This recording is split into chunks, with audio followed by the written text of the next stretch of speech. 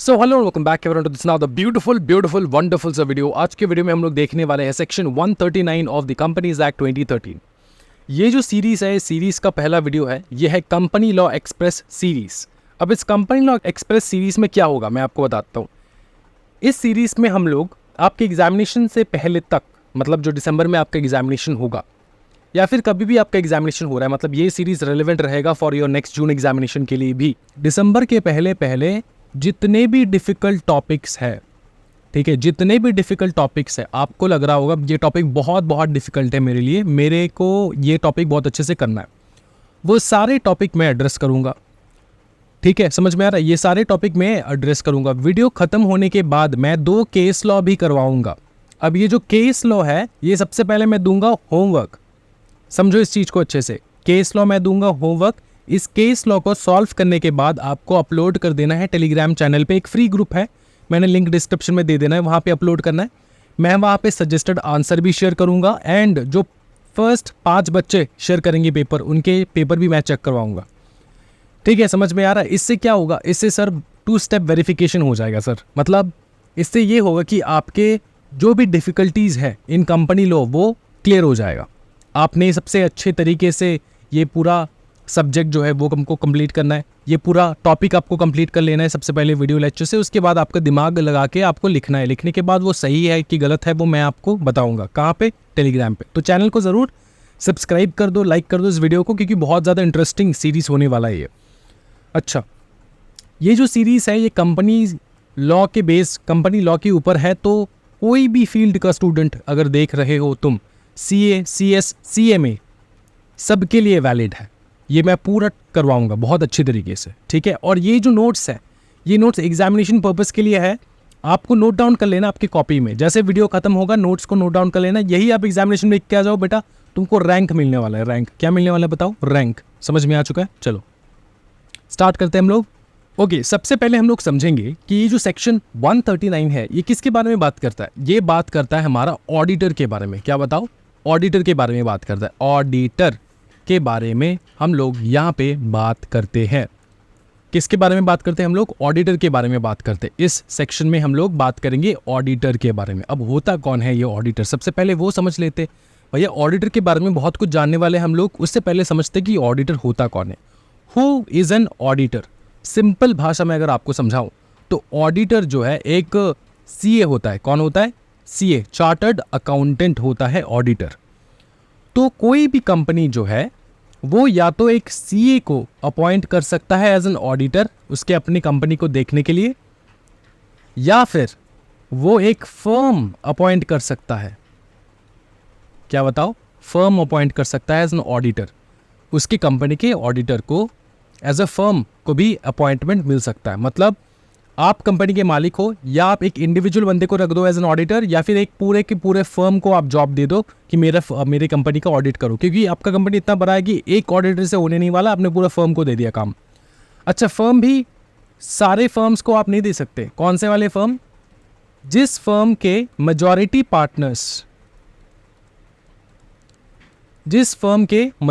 Partners जो है वो प्रैक्टिसिंग कंपनी सेक्रेटरी है इन इंडिया, जो इंडिया में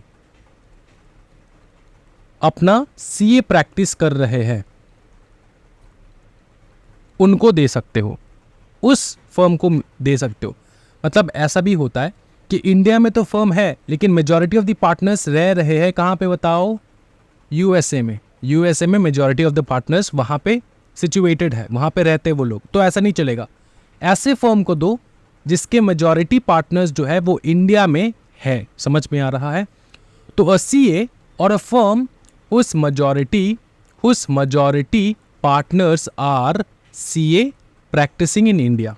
CA practicing in India. क्या ये समझ में आ रहा है आपको? हाँ जी। CA या फिर CA लोगों का फर्म जो है उसको दो जिसका मेजॉरिटी पार्टनर्स जो है वो इंडिया में प्रैक्टिस कर रहे हैं। अब हम लोग समझेंगे ये जो मेन मुद्दा है इस सेक्शन का, वो है अपॉइंटमेंट ऑफ ऑडिटर्स, कि हम अपॉइंटमेंट कैसे करेंगे ऑडिटर्स का। समझ में आ रहा है? यही है मेन मुद्दा। मेन मुद्दा है अपॉइंटमेंट ऑफ ऑडिटर्स, कि ऑडिटर को कैसे हम लोग अपॉइंट करेंगे। तो समझो, देखो अपने दिमाग को थोड़ा चलाओ। कोई भी कंपनी अगर बन रहा है, कोई भी क्या बन रहा है बताओ ना, कोई भी अगर कंपनी बन रहा है, कोई भी पकड़ लो एक कंपनी बन रहा है, तो या तो कंपनी न्यू होगा या होगा ओल्ड। अगर आज के आज कोई कंपनी बन रहा है उसमें ऑडिटर लगेगा, हाँ लगेगा।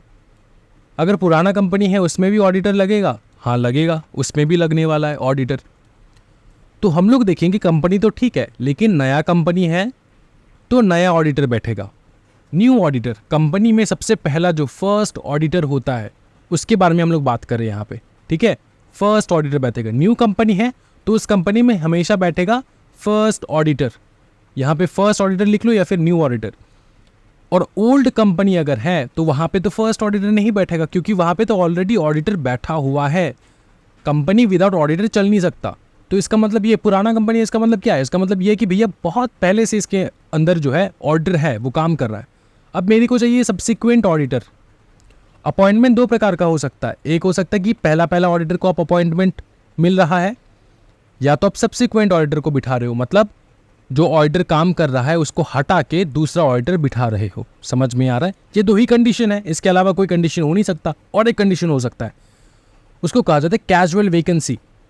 अगर बाई चांस इस ऑडिटर का मृत्यु हो गया, पकड़ लो ये जो फर्स्ट ऑडिटर आपने बिठाया ना, या फिर आपने सब्सिक्वेंट ऑडिटर बिठाया, इसका मृत्यु हो गया, वो खत्म, गुड बाय टाटा, वो हो चुका है। अगर ऐसा कोई बात है तो इस बात का मतलब ये है भाई मेरे कि आपको इमीडिएटली एक ऑडिटर को बिठाना होगा, जिसको हम लोग कहते हैं कैजुअल वैकेंसी ऑडिटर। ये तीन ही प्रकार के ऑडिटर्स बैठते हैं, इसके अलावा और कोई नहीं।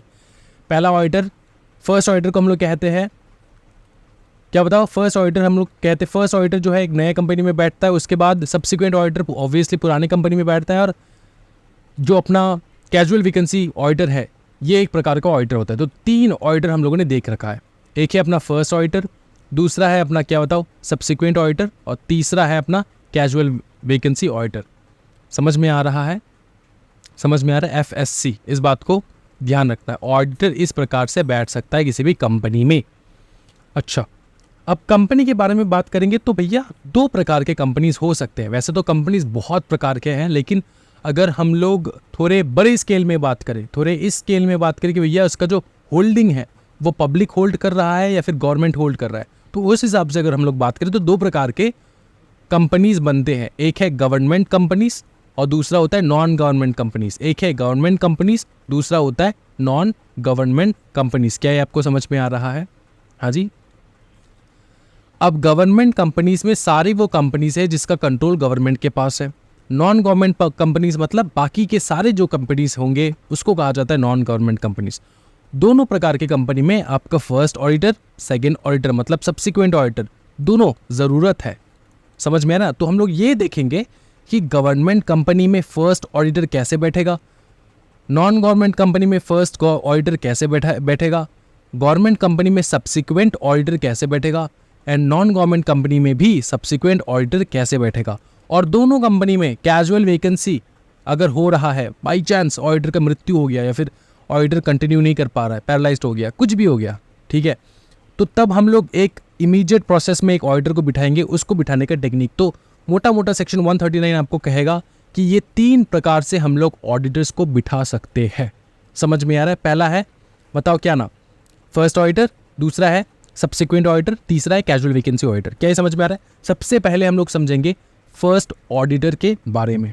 सबसे पहले हम लोग समझेंगे फर्स्ट ऑडिटर के बारे में। अगर समझो, अगर गवर्नमेंट कंपनी है ना भाई मेरे, इसको बहुत अच्छे से समझना है। अगर गवर्नमेंट कंपनी है मतलब पैसा बहुत है, पैसा बहुत है मतलब करप्शन होने के चांसेस बहुत है। क्या बताओ, फिर से बताओ? गवर्नमेंट कंपनी है इसका मतलब मोर मनी, मोर मनी मतलब more chances of corruption, more money more chances of corruption, ठीक है। इसलिए हम ये जो बहुत इंपॉर्टेंट, और आप देखोगे जितने भी फ्रॉड वगैरह, जितने भी केसेस वगैरह चल रहे हैं फ्रॉड के, ठीक है, जहाँ पे स्कैम हो रहा है, ठीक है, बहुत बड़े बड़े स्कैम, ये स्कैम वो स्कैम, जितने भी गवर्नमेंट स्कैम आप सुनोगे, वहाँ पे आपका ऑडिटर जो है वो हमेशा रहेगा। स्कैम के पीछे ऑडिटर हमेशा रहता है। समझ में आ रहा है? जितने भी गवर्नमेंट कंपनीज हैं, जितने भी स्कैम हो रहा है, गवर्नमेंट कंपनीज कह लो, नॉन गवर्नमेंट कंपनीज कह लो, स्कैम अगर हो रहा है उसके पीछे ऑडिटर का हाथ है, क्योंकि पैसे का लेन देन जो है ऑडिटर देखता है कि पैसे कहाँ से आ रहा है, कहाँ जा रहा है, क्या हो रहा है, नहीं हो रहा है, सब सिस्टमैटिक तरीके से हो रहा है कि नहीं। तो इसलिए इस ऑडिटर को बिठाने के लिए भैया इसका रिस्पॉन्सिबिलिटी हम देंगे बहुत ही ज़्यादा मैच्योर्ड, बहुत ही ज़्यादा डिटरमाइंड एंड अनइन्फ्लुएंसेबल। मतलब जिस बंदे को तुम इन्फ्लुएंस नहीं कर सकते, उस प्रकार के बंदे को हमको पावर देना होगा, क्योंकि वही बंदा बिठाएगा ऑडिटर को। वहाँ पे आता है एक लेजेंडरी इंसान, जिसको हम लोग कहते हैं लेजेंडरी इंसान, लेजेंडरी पोजीशन, जिसको हम लोग कहते हैं controller and auditor general of India. क्या बताओ? Controller and auditor general of India. एक चीज़ समझना, जितने भी बड़े बड़े इंडिया में स्कैम होते, बड़े बड़े स्कैम होंगे, सब स्कैम का खुलासा जो है यही बंदा करता है, controller and auditor general of India. समझ में आ रहा है? Controller and auditor general of India यही बताता है कि कहाँ पे अकाउंट्स का गड़बड़ हो रहा है, क्या हो रहा है, नहीं हो रहा है। ठीक है, ये है सबका बाप, सारे ऑडिटर्स का बाप, सारे गवर्नमेंट कंपनीज में जो ऑडिटर बैठता है उसका बाप होता है कैग। तो कैग बिठाएगा आपके गवर्नमेंट कंपनी में ऑडिटर। तो ये जो बंदा है जिसका नाम है कैग, ठीक है, बहुत डेंजरस बंदा है। ठीक है, अब इसको, ये जो बंदा है ये अपॉइंट करता है अपने गवर्नमेंट कंपनीज में ऑडिटर। तो गवर्नमेंट कंपनीज में जितने भी ऑडिटर्स अपॉइंट होते हैं ना, वो ऑडिटर्स अपॉइंट होते हैं थ्रू कैग। अंडरस्टूड? अच्छा, समझ में आ चुका है सर। अब कैग जो है इसको बहलाना और इसको जो है करप्ट करना पॉसिबल नहीं है। क्यों नहीं है मैं आपको बताता हूँ। कैग जो है इसको इतना पैसा गवर्नमेंट से मिलता है, इतना अच्छे पोजीशन में है कि वो, और उसको पता है, बहुत सारे स्क्रीनिंग के बाद कैग का सिलेक्ट होता है। जो भी बंदा बैठता है उसको पता है कि भैया मैं तो ज़िंदगी भर जो है बिना किसी टेंशन के खा सकता हूँ, पी सकता हूँ, कोई टेंशन वाली बात नहीं, मुझको करप्शन करने की कोई ज़रूरत नहीं, मेरा काम बहुत ईजी है, बहुत पावरफुल। और एक चीज़ मैं तुमको समझा देता हूँ, इस दुनिया में किसी भी, कौन सा वो चीज़ है जो लोग जो है मर जाते हैं, मतलब उस चीज़ को मतलब पाने के लिए, एक तो है इंडिपेंडेंस, जो बलिदान दे देते हैं। ठीक है, तो ज़िंदगी में कोई भी द मोस्ट एक्सपेंसिव थिंग, अगर किसी ने तुमसे पूछ लिया कि भैया बताओ ज़िंदगी में सबसे एक्सपेंसिव चीज़, कीमती चीज़ कौन सा है, तो मेरे हिसाब से इंडिपेंडेंस के।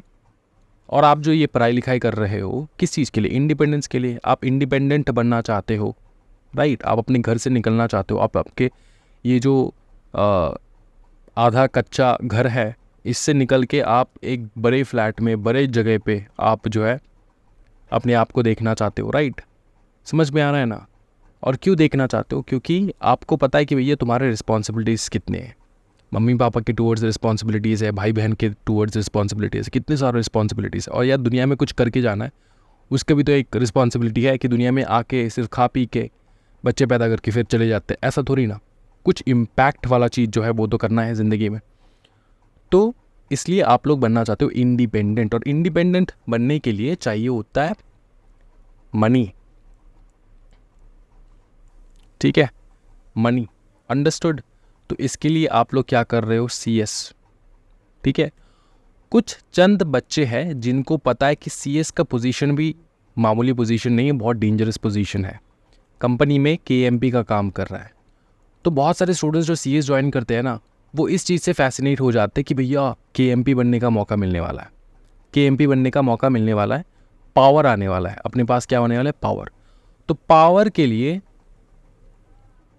लिए बोर्ड के साथ, बोर्ड ऑफ डायरेक्टर्स के साथ ही उठना बैठना है आपका, और किसी के साथ नहीं। तो भैया पावर जो है उसके लिए बहुत सारे बच्चे पढ़ाई करते हैं कि मेरे को चाहिए पावर, मेरे को चाहिए भैया मेरा जो वो वाला जो कज़न है जिस कंपनी में काम कर रहा है, उस कंपनी में मेरे को CS बनना है और दिखाना है उसका औकात। समझ में आ रहा है? तो इस प्रकार का पावर जो है उसके लिए आप लोग भूखे हो, बहुत सारे स्टूडेंट्स, जिसके कारण आप कर रहे हो CS। अच्छा, ये समझ में आ चुका है। अब कैग के बारे में बात करते। कैग जो है ना, इसके पास है पावर। पैसे से ज़्यादा अगर कोई चीज़ जो इन्फ्लुएंशियल है वो है पावर। मनी सेकेंडरी है, सेकंड में आता है मनी, फर्स्ट में आता है अपना पावर। इतने सारे नेता लोग जो है समझ में आ रहा है? इतना सारे नेता लोग जो है वो लोग इतना ज़्यादा पैसा खर्चा कर रही है इलेक्शन के लिए खड़ा होते, किस चीज़ के लिए? पावर के लिए। जब तुम्हारे पास पैसा आ जाएगा ना, तब तुम सोचते हो पावर के बारे में, मेरे को चाहिए पावर। समझ में आ रहा है? मेरे को चाहिए क्या? पावर। मेरे को चाहिए कि मेरे इशारों पे सब कुछ काम हो जाए, मेरे को बोलने की भी ज़रूरत ना पड़े और सारा काम हो जाए। इस प्रकार का पावर चाहिए होता है। तो कैग के पास रहता है पावर प्लस पैसा दोनों, ठीक है? तो बहुत अच्छा इन्फ्लुएंशियल बंदा होता है कैग। तो इसको इन्फ्लुएंस करना it is not possible. Understood? तो कैग जो है वो अपॉइंट करता है ऑडिटर को। कैग अपॉइंट करेगा ऑडिटर को। किसी भी कंपनी में ऑडिटर है उसको अपॉइंट करेगा कैग। किसी भी गवर्नमेंट कंपनी में इस बात का ध्यान रखना, ठीक है? कैग कितने दिन के अंदर करेगा? 60 डेज के अंदर अंदर, विद इन 60 डेज के अंदर अंदर। अगर क्या कंपनी है? न्यू कंपनी है, मतलब पहला ऑडिटर बैठने वाला है, फर्स्ट ऑडिटर बैठने वाला है, तो 60 दिन के अंदर अंदर, जैसे ही कंपनी का इनकॉर्पोरेशन हुआ, 60 दिन स्टार्ट हो रहा है इनकॉर्पोरेशन से, जैसे कंपनी का इनकॉर्पोरेशन हुआ उसके 60 डेज के अंदर अंदर कैग ने अपॉइंट कर लिया। पकड़ लो कैग बहुत बिजी था, टाइम नहीं मिला, फिर जाएगा बोर्ड ऑफ डायरेक्टर के पास पावर, बीओडी अपॉइंट करेगा विद इन 30 डेज। समझ में आ रहा है? बोर्ड भी जो है एकदम नालायक बोर्ड है, ठीक है? उनको पता ही नहीं कि ऑडिटर को अपॉइंट करना होता है, मेंबर्स अपॉइंट करेंगे उसके बाद 60 दिन के अंदर अंदर। तो पहला रिस्पॉन्सिबिलिटी कैग के पास, रिस्पॉन्सिबिलिटी नहीं निभाया गया है, कैग भूल गया, कैग के पास टाइम नहीं है, कैग ने नहीं किया 60 दिन के अंदर, तो कुछ भी रीज़न हो सकता है, तो बोर्ड के पास पावर चला जाएगा। डायरेक्ट बोर्ड अपॉइंट नहीं कर सकते, पहले जाएगा पावर कैग के पास टाइम नहीं है, बोर्ड के पास चला जाएगा। बोर्ड ने भी अपॉइंट नहीं किया, फिर मेंबर्स अपना जो रिस्पॉन्सिबिलिटी है, बोर्ड का जो रिस्पॉन्सिबिलिटी है वो अपने हाथों पे ले लेगा मेंबर्स, और मेंबर्स अपॉइंट करेगा 60 दिन के अंदर अंदर, 60 डेज़ के अंदर अंदर मेंबर्स अपॉइंट कर लेंगे। समझ में आ रहा है? हाँ जी। और ये जो फर्स्ट ऑडिटर होता है ना, वो ज़्यादा टाइम के लिए नहीं आता है, वो सिर्फ आता है एक ही साल के लिए, एक ही साल के लिए वो आता है फर्स्ट ऑडिटर। समझ में आ रहा है? एक ही साल के लिए बैठता है फर्स्ट ऑडिटर। वही फर्स्ट ऑडिटर जो है उसका टाइम लिमिट, जो कितना टाइम ऑफिस में बैठेगा, वो है hold office till the conclusion of the first meeting. Till the conclusion of the first meeting, first AGM है, first AGM, annual general meeting, ठीक है? पहला जो AGM है उसके बाद वो निकल जाएगा, ठीक है? मतलब एक साल बैठने वाला है। अंडरस्टूड? समझ में आ चुका है? फर्स्ट AGM मतलब क्या होता है? Annual general meeting. Annual general meeting साल ख़त्म होने के बाद होता है ना? पूरा साल का जो है वो हम लोग चर्चा करेंगे एनुअल जनरल मीटिंग पे, तो पूरे साल ख़त्म होने के बाद एनुअल जनरल मीटिंग होता है। अब वो जो एनुअल जनरल मीटिंग होगा वो एक साल का पीरियड है, तो उसको वो एक साल के लिए बैठेगा, बैठने के बाद एनुअल जनरल मीटिंग खत्म, उसका काम खत्म, फिर होगा रीअपॉइंटमेंट, फिर होगा सब्सिक्वेंट ऑडिटर का अपॉइंटमेंट आता है, वो बाद में देखेंगे। फर्स्ट हम लोग देखेंगे नॉन गवर्नमेंट कंपनीज़ में। नॉन गवर्नमेंट कंपनीज़ मतलब जहाँ पे कैग का कोई रोल नहीं है, कैग का कोई रोल नहीं है। कैग का रोल आएगा अगर इस ऑडिटर को तुमने लात मार के निकाल दिया ना, तब कैग आएगा। कैग आके बोलेगा क्या रे बेटा, मेरे तू CA को निकाल रहा है अपने कंपनी से, वो भी लात मार के? हाँ जी, इतना पावर किसने दे दिया तुमको? एक बंदा CA बनता है बहुत बहुत ज़्यादा मेहनत करने के बाद, और तुम्हारे पास इतना पावर किसने दे दिया कि तुमने लात मार के CA को निकाल दिया? रीज़न बताओ। तो कैग पूछने आएगा तुमसे, अगर तुम नॉन गवर्नमेंट कंपनी हो, नॉर्मल कंपनी हो, और तुमने कैग को निकाल दिया, क्यों निकाला भाई? ठीक है, कैग के साथ वार्तालाप करना पड़ेगा तुमको। समझ में आ रहा है ना? तो ऐसे ही तुम दूध में से मक्खी निकाल के जो जैसे फेंक देते ना, वैसे तुम नहीं फेंक सकते कैग को, अपने ऑडिटर को। ऑडिटर मतलब CA को क्यों नहीं फेंक सकते? देखो एक चीज़ और चीज़ बताता हूँ मैं। CA जो होता है ना, अपनी कंपनी का ऑडिटर जो होता है ना, वो एक प्रकार का इंडिपेंडेंट बंदा होता है। इंडिपेंडेंट बंदा होता है जो कंपनी का पूरा जो एक्चुअल चीज़ जो हो रहा है उस पर ध्यान देता है। समझ में आ रहा है? वो पूरा ट्रांसपेरेंट रहता है अपने मेंबर्स के साथ कि सही हो रहा है, गलत हो रहा है, क्या हो रहा है, पैसे का लेन देन, कंपनी चल कैसे रहा है पैसे से। अब वही पैसा जो है, वही पैसा किस प्रकार से यूटिलाइज हो रहा है, सही प्रकार से, गलत प्रकार से, वो सब ध्यान रखता है CA, ठीक है? तो CA को निकाल नहीं सकते तुम। शायद ऐसा हो सकता है कि CA ने पकड़ लिया तुम्हारा चोरी, तुम हो बोर्ड ऑफ डायरेक्टर, तुम पैसा नीरव मोदी, तुम पैसा लेके भाग रहे थे, तभी CA ने पकड़ लिया तुमको, तो इसलिए तुमने CA को निकाल दिया। और तुमको पता है कि CA जो है वो बनेगा तुम्हारे गले का कांटा, क्योंकि तुमने करना है फ्रॉड और वो होने नहीं देना है, तो इसलिए तुमने CA को निकाल दिया। तो ये हो सकता है, इसलिए CA को ऐसे तुमने दूध में से मक्खी जैसे निकाल के फेंकते, वैसे नहीं फेंक सकते। CA को रिस्पेक्ट देना होगा उसको, ठीक है? समझ में आ रहा है? समझे? ओके। बोर्ड ऑफ डायरेक्टर्स, सुनो अच्छे से, बोर्ड ऑफ डायरेक्टर्स अपॉइंट करेगा नॉन गवर्नमेंट कंपनीज में कितने दिन के अंदर अंदर, 30 डेज़ के अंदर अंदर। अगर नहीं कर पाया, फेलियर है, तो मेंबर्स, फिर आएगा मेंबर्स के पास मौका, मेंबर्स अपॉइंट करेगा विद इन 90 डेज़। समझ में आ रहा है? फिर इसका जो टाइम लिमिट होगा, कितने दिन के अंदर कितना दिन बैठेगा, वो भी है वही फर्स्ट AGM तक, फर्स्ट AGM तक वो बैठने वाला है, फर्स्ट एनुअल जनरल मीटिंग तक वो बैठेगा। क्या समझ में आ रहा है? कोई दिक्कत वाली बात नहीं है सर? बहुत ज़्यादा बवाल, बहुत ज़्यादा ब्यूटीफुल। अच्छा, ये हो चुका है, ये समझ चुके हम लोग। नेक्स्ट हम लोग देखेंगे जो चीज़ है वो है सब्सिक्वेंट ऑडिटर। क्या देखेंगे बताओ? हम लोग देखेंगे सब्सिक्वेंट ऑडिटर। क्या देखेंगे? Subsequent auditor. सब्सिक्वेंट ऑडिटर कौन होता है? सब्सिक्वेंट ऑडिटर फर्स्ट ऑडिटर,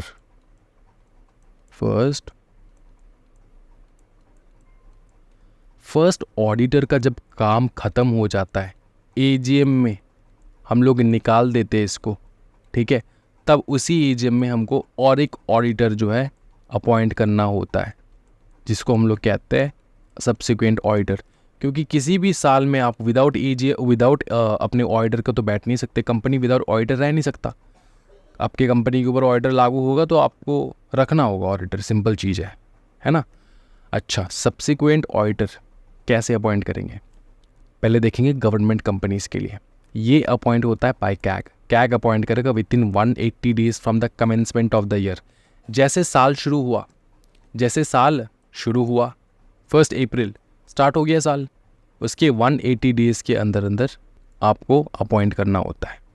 आप नहीं करोगे, कैग करेगा। कौन करेगा? CAG, controller and auditor general of India. ठीक है, ये समझ में आ रहा है? 180 डेज़ के अंदर अंदर, ठीक है, of the commencement of the year.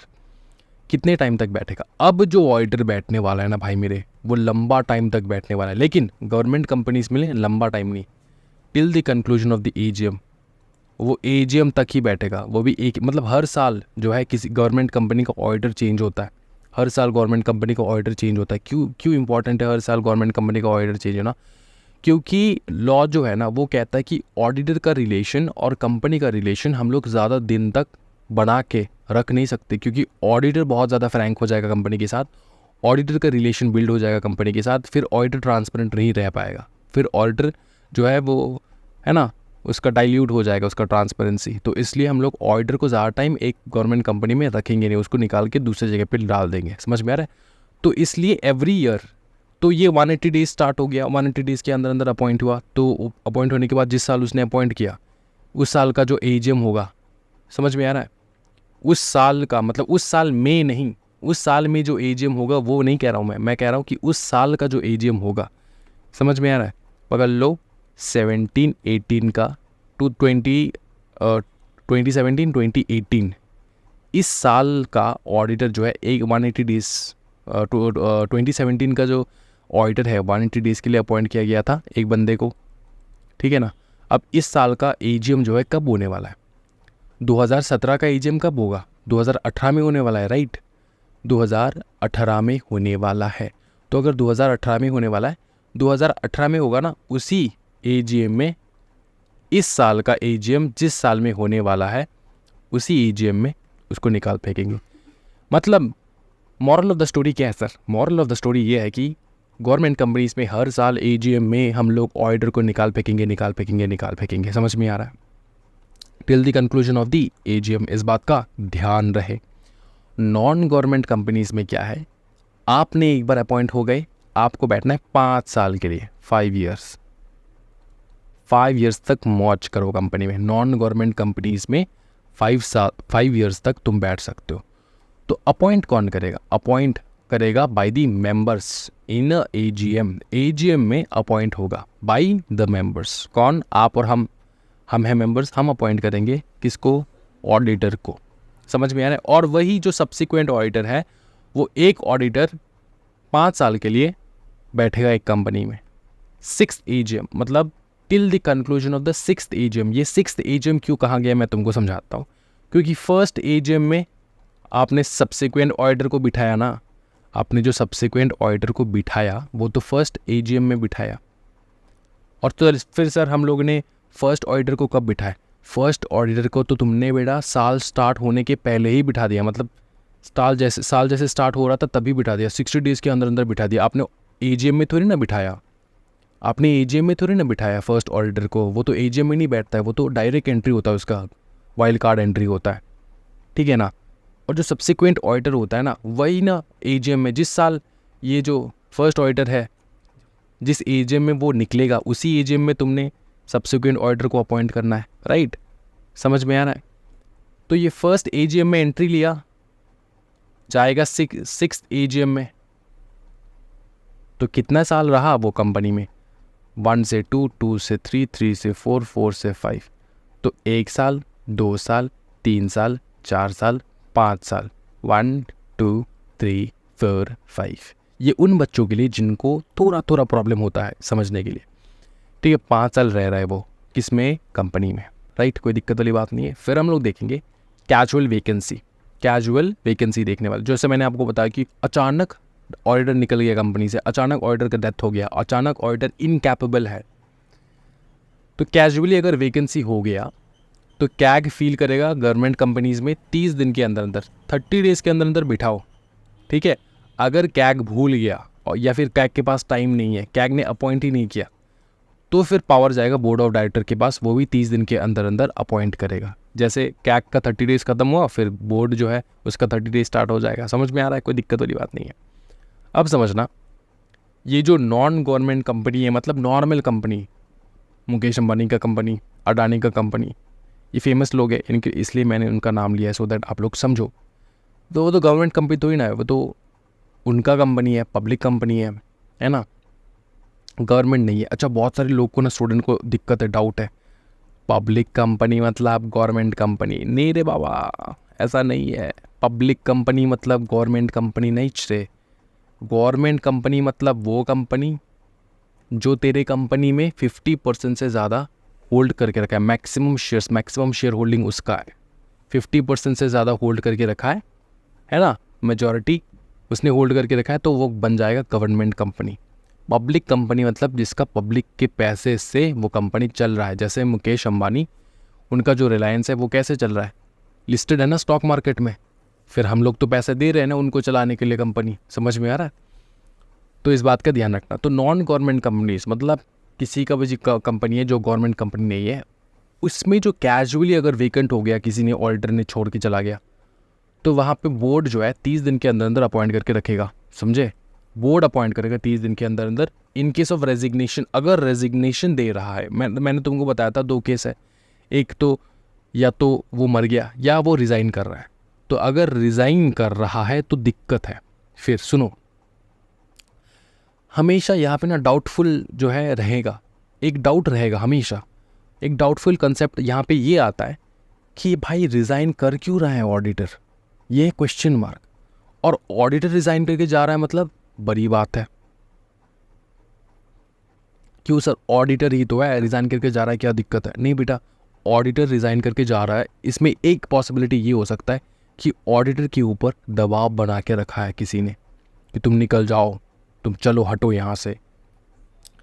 तो अगर रिज़ाइन कर रहा है ऑडिटर तो क्या होगा, तो बोर्ड तो फील कर रहा है ना 30 डेज़ के अंदर अंदर। हाँ, तो रिज़ाइन किसके दबाव में कर सकता है? बोर्ड के दबाव में ऑब्वियसली करेगा।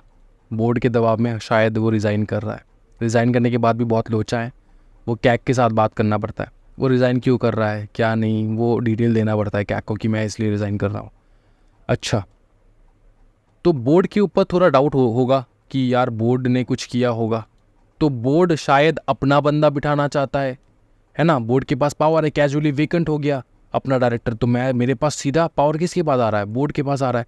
तो बोर्ड कह रहा है कि मैं बिठाऊंगा अपनी मर्जी से अपना ऑडिटर। तो अगर वो मर्जी से अपने ऑडिटर बिठा रहे हैं तो शायद वो ऑडिटर जो है वो ऑडिटर इनके साथ मिला हुआ है, शायद कोई घपला हो सकता है। इसलिए चांस नहीं लेने का बाबा, एकदम चांस नहीं लेने का। क्या करेंगे, बोर्ड को बोलो हाँ ठीक है तू बिठा, कोई दिक्कत वाली बात नहीं, बोर्ड आप बिठाओ, कोई टेंशन वाली बात नहीं। लेकिन in case of resignation appointment by board should be approved by company. अच्छा, यहाँ पे एक छोटा सा मिस्टेक है, ये जो एजीएम मैंने लिखा है ना, ये एजीएम नहीं है बेटा, ये होगा EGM, EGM। within 3 months। इस बात का ध्यान रख सकते हो ना, कोई टेंशन वाली बात तो नहीं है, ठीक है। और इसके पीछे का लॉजिक मैंने तुमको समझाया कि बोर्ड तू बिठा, कोई टेंशन वाली बात नहीं है, लेकिन जल्द से जल्द 3 महीने के अंदर अंदर तुम एक EGM बुलाओ, एक्स्ट्रा ऑर्डिनरी जनरल मीटिंग बुलाओ, जहाँ पे हम लोग अप्रूव करेंगे इसको। और अगर हमारा मन नहीं है तो हम लोग अप्रूव नहीं करेंगे, बदल देंगे इसको, है ना। तो किसको बदल देंगे? ऑडिटर को बदल देंगे। क्यों सर? क्योंकि बोर्ड ने बिठाया। तो बोर्ड ने बिठाया तो क्या हो गया? अरे बोर्ड ने बिठाया क्योंकि पहला वाला ऑडिटर जो था, इससे पहले वाला जो ऑडिटर था उसने रिज़ाइन कर दिया, तो क्या हो गया? तो ये तो हो सकता है ना कि बोर्ड के दबाव में उसने रिज़ाइन किया और बोर्ड ने अपना इंसान बिठाया। तो हम लोग मेंबर्स हैं, हम लोग क्रॉस चेक करेंगे उस इंसान को, अगर सब कुछ डेटा पूरा प्रॉपर निकला तब जाके हम लोग अप्रूव करेंगे। तो बोर्ड को कहा गया कि किसी भी कैजुअल वैकेंसी में तुम्हारे पास पावर है, तुम 30 दिन के अंदर अंदर अपॉइंट कर लो एक ऑडिटर को, लेकिन उसके बाद अपॉइंटमेंट के बाद 3 महीने के अंदर अंदर एक EGM रखो, जिस EGM में अपने कंपनीज के जो मेंबर्स हैं वो लोग क्या करेंगे बताओ ना? अप्रूव करेंगे। समझ में आ रहा है? वो लोग अप्रूव करेंगे। क्या ये समझ में आ रहा है? अप्रूव्ड बाय कंपनीज मेंबर्स या फिर मेंबर्स ऑफ द कंपनी लिख सकते हो। क्या ये लॉजिक समझ में आ रहा है? कोई टेंशन वाली तो बात तो नहीं है। तो इसमें AGM क्यों काट दिया सर? AGM हो गया तो क्या हो गया था? देखो AGM के तो साल में एक बार होता है, AGM आते आते तो इसका टेन्योर भी खत्म हो जाएगा, तो तब तो इसको निकाल ही सकते हैं। तो इतना टाइम तो नहीं ना वेट करेंगे। 3 महीने बोल रखा है ना, 3 महीने के अंदर अंदर EGM कराओ और उसके फटाफट उसको निकालो या फिर उसको अपॉइंट करो, जो भी तुमको सही लगता है तुम वो करो, हम लोग देखेंगे। अपॉइंटमेंट हो गया? हाँ सर अपॉइंटमेंट हो गया। सारा अपॉइंटमेंट हो गया? हाँ सर। फर्स्ट ऑडिटर का अपॉइंटमेंट हुआ? हाँ सर हो गया। सब्सिक्वेंट का हुआ? हाँ सर हो गया। कैजुअल वैकेंसी का हो गया? हाँ सर हो गया। तो कोई टेंशन वाली बात नहीं, फिर तो खत्म सेक्शन 139। नहीं, थोड़ा बहुत बाकी है। अपॉइंटमेंट तो हो गया, ये तो अपॉइंटमेंट हुआ। अब रीअपॉइंटमेंट के बारे में बात कर लेते हैं। रीअपॉइंटमेंट, इसका मतलब सर, इसका मतलब जो ऑडिटर जिस भी AGM में रिटायर हो रहा है, जैसे हम लोगों ने ऊपर में मेंशन नहीं किया था कि हाँ उस साल में वो रिटायर हो जाएगा, क्या उसको हम लोग रीअपॉइंट कर सकते हो? ऑडिटर बहुत अच्छा निकला, ऑडिटर जो हम लोगों ने उसको रखे थे ना, बहुत अच्छा ऑडिटर निकला, तो इसको हम लोग रीअपॉइंट कर सकते हैं। छोटे मोटे कंपनीज के लिए बोल दिया, हाँ ठीक है कर लो, कोई टेंशन वाली बात नहीं है। रीअपॉइंटमेंट हो सकता है? हाँ। Is reappointment possible? आंसर है yes, provided that it's possible but subject to the following condition. 3 condition follow करोगे तब जो रिटायरिंग डायरेक्टर जिसको तुम निकालने वाले थे उसको रीअपॉइंटमेंट कर सकते हो, उसको रीअपॉइंट कर सकते हो। क्या वो 3 कंडीशन है बताओ? पहला कंडीशन है ऑडिटर डिस्क्वालीफाइड नहीं है। ठीक है, ऑडिटर जो है वो डिस्क्वालीफाइड नहीं है। डिस्क्वालीफाइड वाला सेक्शन जो है वो अलग है, वो हम लोग बाद में पढ़ेंगे। ऑडिटर्स डिस्क्वालिफिकेशन, कब कब ऑडिटर डिस्क्वालीफाई हो जाता है। अब डिस्क्वालीफाइड नहीं है मतलब क्या? कि ऑडिटर लीगली बैठ सकता है, कोई टेंशन वाली बात नहीं है। ठीक है। दूसरा, not expressed unwillingness to continue, इसका मतलब ये कि ऑडिटर ने खुद मना नहीं किया कि नहीं हो गया, 1 साल हो गया, बहुत साल हो गया मेरे को नहीं करना है, ऐसा मना नहीं किया, एक्सप्रेसली मना नहीं किया। ऑडिटर ने अगर मना नहीं किया तो उसको रीअपॉइंटमेंट करो, कोई टेंशन वाली बात नहीं है। तीसरा कंडीशन ये है कि कोई भी किसी प्रकार का स्पेशल रेजोल्यूशन पास नहीं किया गया है उसके रीअपॉइंटमेंट के अगेंस्ट में। ठीक है, मतलब आप एज ए कंपनी तो रीअपॉइंटमेंट करना चाहते हो, लेकिन मेंबर्स ने एक SR पास कर दिया, मतलब स्पेशल रेजोल्यूशन पास कर दिया, बोल रहा है कि इस ऑडिटर को तुम अपॉइंट नहीं कर सकते। इसका मतलब क्या है? इसका सिंपल मतलब सर समझाओ। सिंपल मतलब ये है कि तुमको तो पसंद है, कंपनी को पसंद है, कंपनी के बोर्ड को पसंद है, लेकिन मेंबर्स को पसंद नहीं है वो।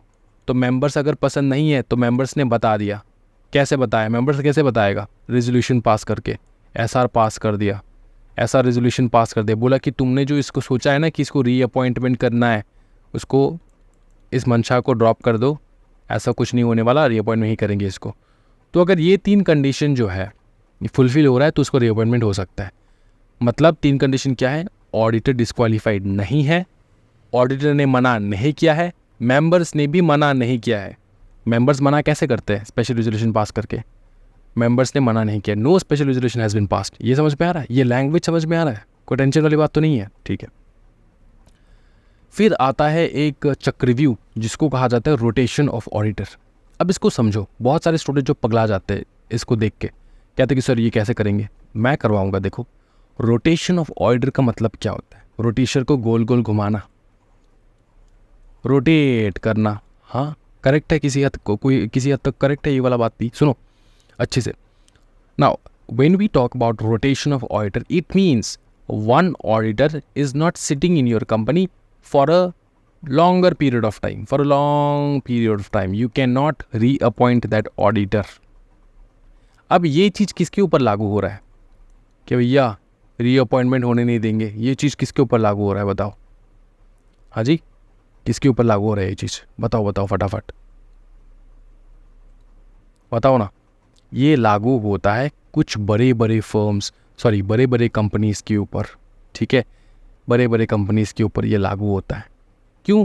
वहाँ पे ऑर्डर को तुम ज़्यादा टाइम तक बैठने नहीं दोगे, नहीं देंगे ज़्यादा टाइम तक बैठने के लिए।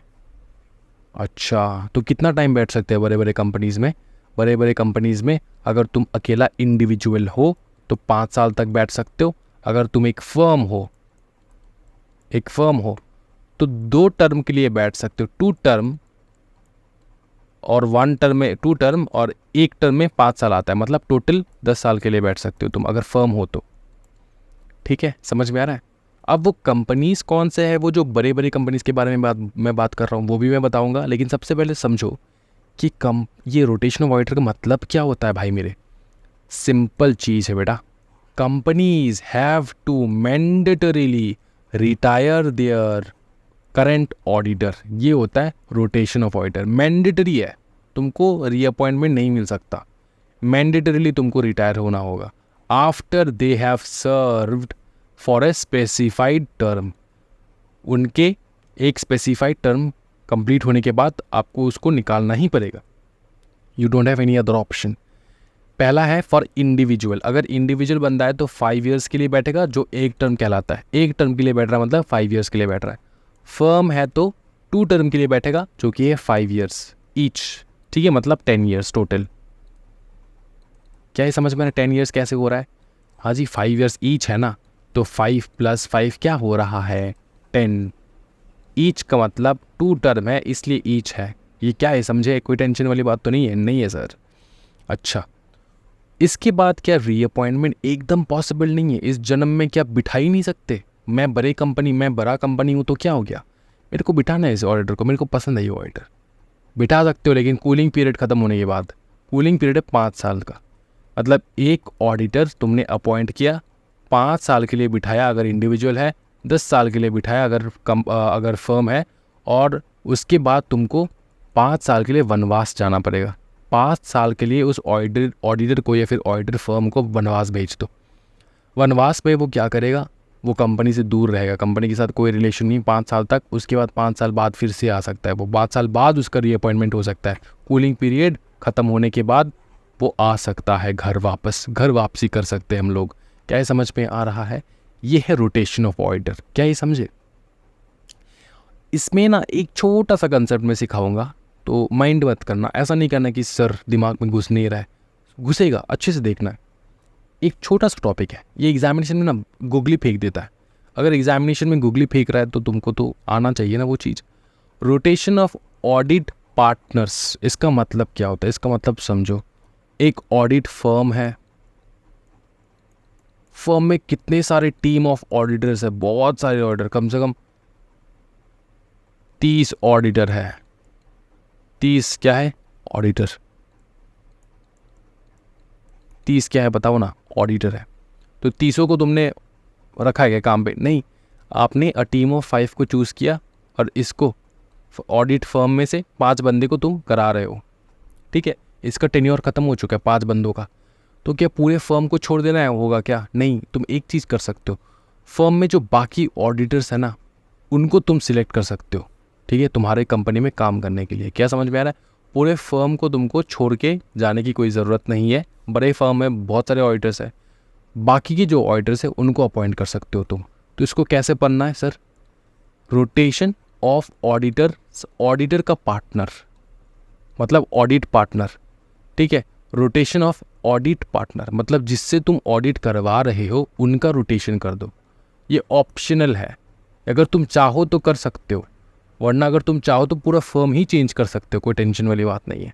देखो, कंपनीज में रिजॉल्व बाय मेंबर्स। अब और ये तभी होगा अगर मेंबर्स को लग रहा है ऐसा, मेंबर्स अगर चाहे तो। डायरेक्टर चाह रहा है ऐसे कुछ नहीं होने वाला। मेंबर्स अगर कह रहे कि फर्म बहुत अच्छा है, फर्म में बहुत सारे कैपेबल ऑडिटर्स है, बाकी को अपॉइंट करो, इनको छोड़ दो, है ना, फर्म चेंज करने की ज़रूरत नहीं है, बाकी जो कैपेबल है उनको अपॉइंट करो, तो मेंबर्स को अगर अच्छा लग रहा है तो हो सकता है मेंबर्स रेजोल्यूशन पास करेगा और बोलेगा रोटेट करो, ऑडिट पार्टनर को कर दो रोटेट, ठीक है, टीम को कर दो rotate with in the audit firm, मतलब उसी फर्म के अंदर जो ऑडिट पार्टनर्स है उनको रोटेट कर दो, ऑडिट पार्टनर्स को छोड़ दो, बाकी जो पार्टनर्स है, बाकी जो ऑडिटर्स है उनको अपॉइंट कर लो। क्या ये समझ में आ रहा है? सिंपल क्लियर चीज़ है ना, कोई तो टेंशन वाली बात नहीं है, एकदम सिंपल तरीके से मैंने समझा दिया। तो ये मेंबर्स के पास पावर है, ऑप्शनल पावर है, अगर वो चाहे तो यूज़ कर सकते कि भैया ऑडिटर जो है उसको, जो फर्म है, फर्म में बहुत सारे ऑडिटर्स है, सबको पूरे फर्म को चेंज करने की ज़रूरत नहीं है, जो पार्टनर्स थे जो ऑडिट कर रहे थे उनको छोड़ के बाकी को अपॉइंट कर लो, है ना, तो ऐसे रोटेशन होता रहेगा। समझ में आ रहा है? कोई टेंशन वाली बात नहीं सर। टेंशन सर आपके होते हुए टेंशन सर? अच्छा, ये जो हम लोगों ने सीखा, क्या सीखा है? ये जो अपना बताओ ना, रोटेशन ऑफ ऑडिटर, मैंने जो बताया तुमको, जो बड़े बड़े कंपनीज उनके ऊपर लागू होगा, तो वो कौन से कंपनीज है वो भी पढ़ लो, बहुत अच्छे से इसको याद रखना है, एग्जामिनेशन में बहुत बार आता है। जितने भी सारे लिस्टेड कंपनीज है, स्टॉक मार्केट में लिस्टेड है, स्टॉक एक्सचेंज में लिस्टेड है, ठीक है, सबके ऊपर रोटेशन ऑफ ऑडिटर लागू होगा। जितने भी अनलिस्टेड पब्लिक कंपनी है, अच्छे से देखो, अनलिस्टेड पब्लिक कंपनी है जिसका paid up share capital 10 crore या फिर उससे ज़्यादा है, 10 करोड़ और मोर, उनके ऊपर लागू हो जाएगा। जितने भी प्राइवेट कंपनीज़ है जिसका paid up share capital 50 crore या फिर उससे ज़्यादा है, मोर है, 50 करोड़ और मोर है, उनके ऊपर लागू हो जाएगा। एंड ऑल कंपनीज, इसमें ना पब्लिक देखा जाएगा, ना प्राइवेट, ना अनलिस्टेड, ना लिस्टेड, लिस्टेड तो सब है ही, ठीक है। यहाँ पे सारे कंपनीज जिसका loan and borrowing, public loan and borrowing 50 crore से ज़्यादा है, सब के ऊपर, सारे वो कंपनीज जिसका लोन 50 करोड़ के ऊपर ले रखा है ऑलरेडी लोन, उनके ऊपर ये अप्लाई हो जाएगा रोटेशन ऑफ ऑडिटर्स। उनको जो है एवरी 5 ईयर्स में चेंज करना ही होगा, रीअपॉइंटमेंट पॉसिबल नहीं है। क्या समझ में आ रहा है? हाँ जी, रोटेशन ऑफ ऑडिटर क्लियर है, कोई दिक्कत वाली बात नहीं है। अच्छा, मैं दो केस लॉ, ठीक है, केस स्टडी कह सकते हो, केस लॉ नहीं, केस स्टडी में 2 केस स्टडी मैं कमेंट सेक्शन में ड्रॉप करने वाला हूँ, 2 केस स्टडी। इस केस स्टडी को आपको सॉल्व करना है। सॉल्व करने के बाद आपको अपलोड कर देना है। ये केस स्टडी कहाँ पे अपलोड करना है? हमारे टेलीग्राम चैनल पे, और मैंने जो बताया था चेक कर होके जाएगा, ठीक है। और ये क्यों करना है सर? क्योंकि तुमको अगर पास होना है, तुमको अगर रैंक लाना है, तो तुमको प्रैक्टिस करना होगा। तो इस बात का ध्यान रहे, अच्छे से प्रैक्टिस करना। अभी तक अगर वीडियो को लाइक नहीं किया तो कर लो बेटा, और सब्सक्राइब कर दो, सब स्टूडेंट्स के साथ शेयर कर दो। Thank you so much everyone, happy learning guys, bye bye and take care.